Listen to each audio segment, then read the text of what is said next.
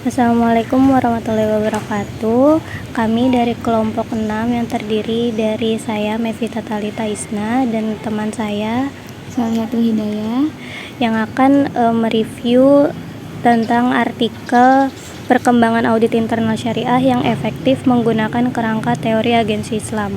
Artikel ini ditulis oleh Azam Abdel Hakim Khalid, Yahya Muhsin, Adel Sarea, Ahmad Zakirullah bin Muhammad Syarani. Latar belakang dari artikel ini adalah isu mengenai efektivitas audit internal telah mendapat perhatian yang meningkat dari para akademisi.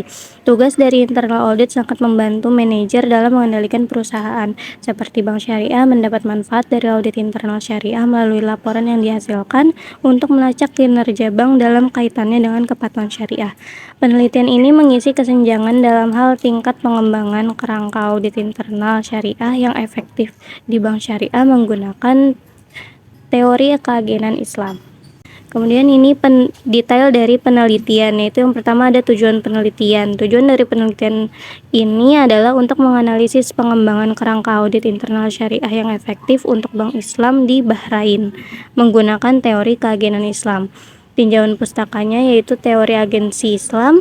Metode penelitiannya untuk menguji independensi dan efektivitas penelitian ini menggunakan kuesioner. Kuesioner digunakan untuk mengumpulkan data empiris dari bank syariah yang beroperasi di Bahrain. Skala pengukurannya itu bersifat ordinal, yaitu skala Likert poin 1 sampai 5. 1 itu sangat tidak setuju hingga 5 sangat setuju. Dan alat analisisnya menggunakan alat bantu analisis SPSS versi 26. Untuk detail respondennya, untuk jumlahnya itu ada 82 dengan perempuan 42 dan laki-lakinya 40.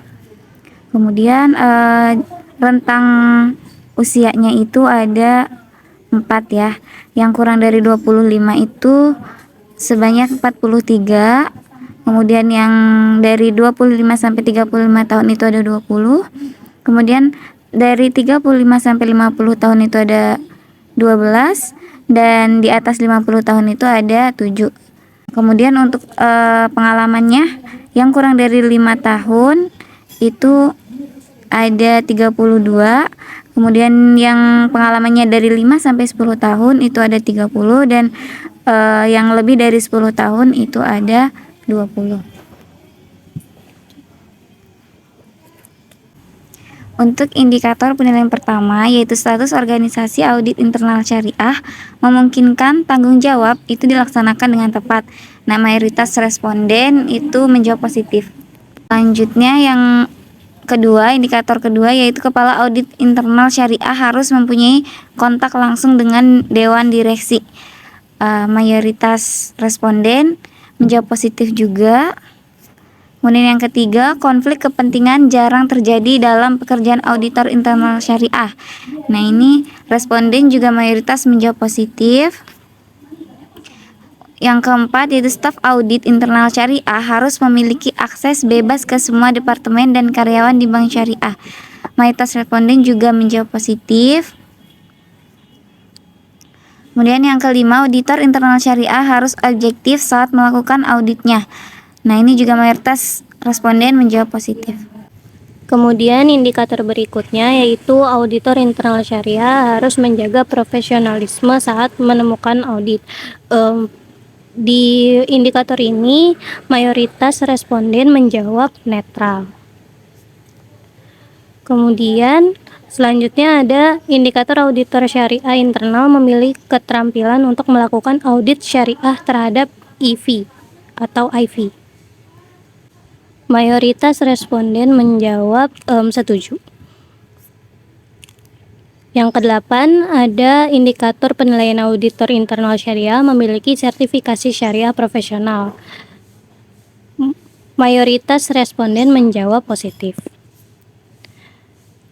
Yang kesembilan ada indikator penilaian auditor internal syariah mempertahankan kompetensi teknis melalui pendidikan berkelanjutan. Mayoritas responden juga menjawab positif. Dan yang terakhir adalah indikator auditor internal syariah harus menerapkan kehati-hatian profesional saat melakukan audit internal syariah. Mayoritas menjawab sangat setuju dan setuju.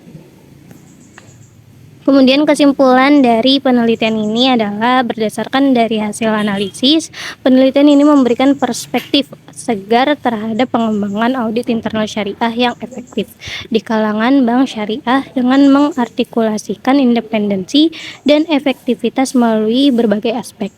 Dari perspektif skala hasil yang semakin berkurang, akan lebih besar efektivitas ketika ada tingkat kemandirian yang lebih tinggi.